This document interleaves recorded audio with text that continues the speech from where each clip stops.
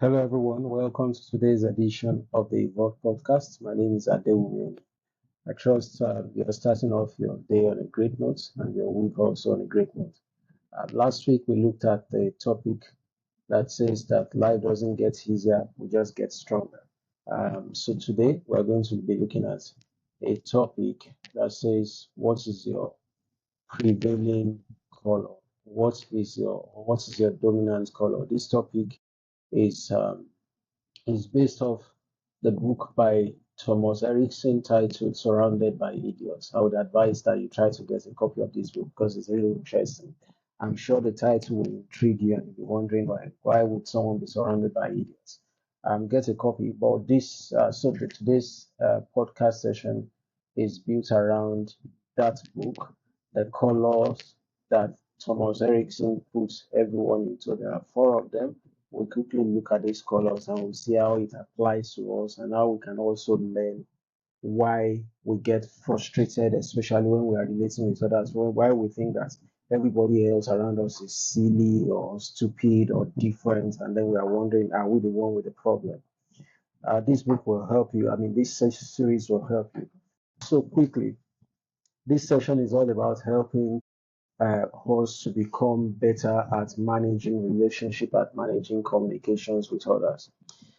People think and behave differently. And if you can identify your own behavioral style and the behavioral style of people around you, then it makes life easier. It makes it easier to communicate with them.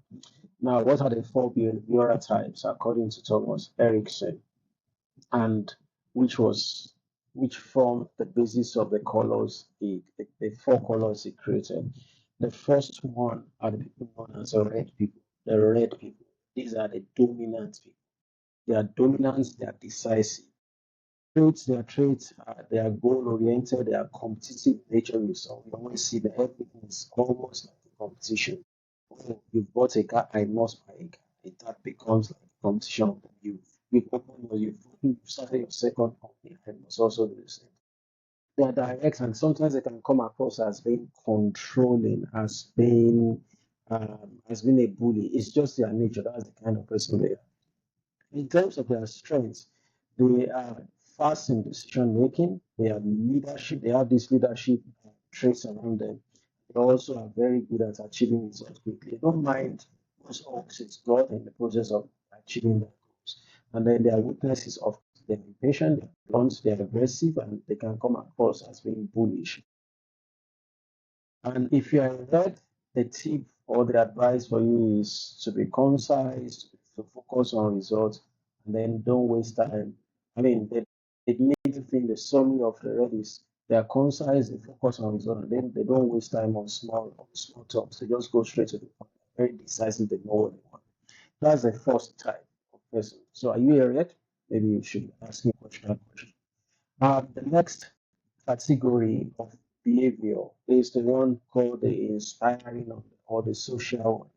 These are the yellow types.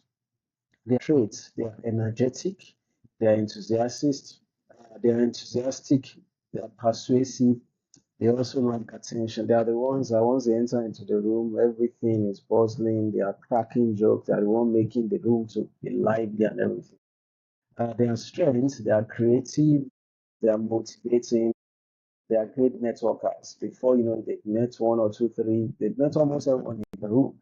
So that's the yellow people. But their weaknesses also everyone has own.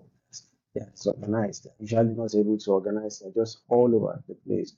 And they are forgetful and they can get easily distracted. And the summary for the yellow people is that if you want to manage them, if you want to engage them well, engage them with stories, draw them near to you, and also give them some freedom. If you manage people that are yellow in your team, as a leader, you have yellow people in your team. Give them some sense of freedom. Let them be able to take decisions on their own. Give them some room to take decisions, and also be positive when you're around them. The third category of people, behavioral type, is the one that Thomas Erikson classified as the stable or the supportive. They are ever stable, they are supportive, they are the green type. They are known as the green. Their traits include being calm, being reliable, you can always trust them, they are empathetic, they are good team players.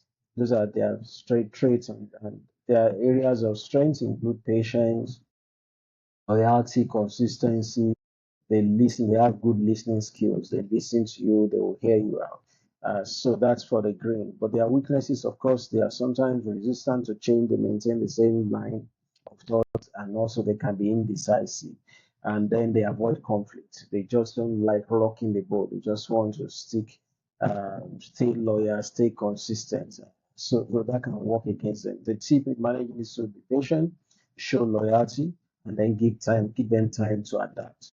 Now, the fourth category or the fourth behavioral type is one called the analytical, the cautious people. These are the blue type.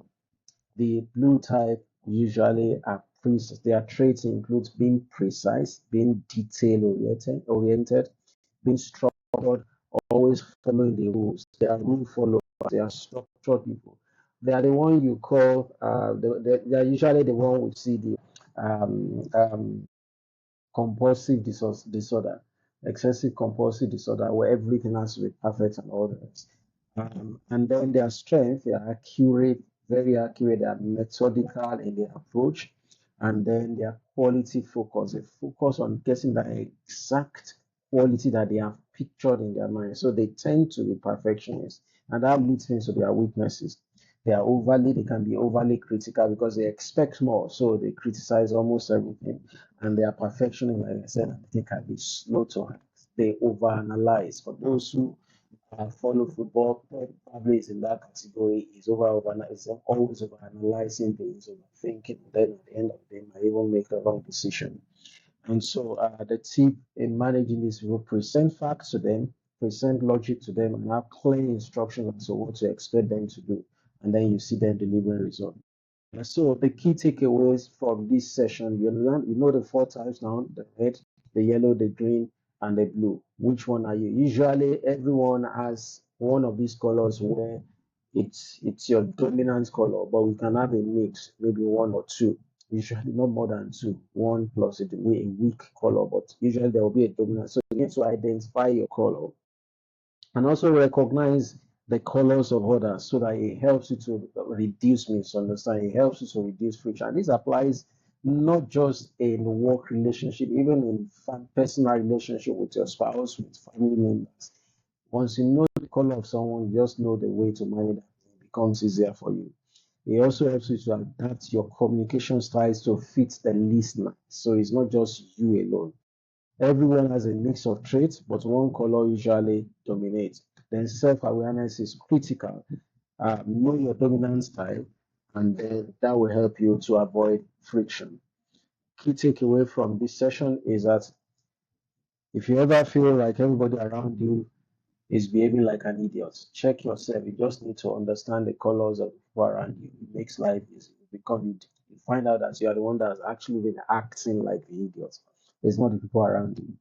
And then you can stop clashes at work, at home by understanding which of the colors the people around you belong to. And the psychology of why people drive us crazy, how to stop it. If you understand the color codes of everyone around you, it will be easier to manage the craziness in quotes around us. I believe this has helped you. I would recommend you try to get this book. It's called "To Surrounded by Idiot" by Thomas Erikson. It's an interesting read. Thank you. Don't forget, we are all on a journey and we keep evolving every day as we intentionally focus on improving ourselves. I believe this has been helpful to you. Thank you. Please share this with your loved ones, your friends, family members. We'll see you again next week. Stay blessed. Bye.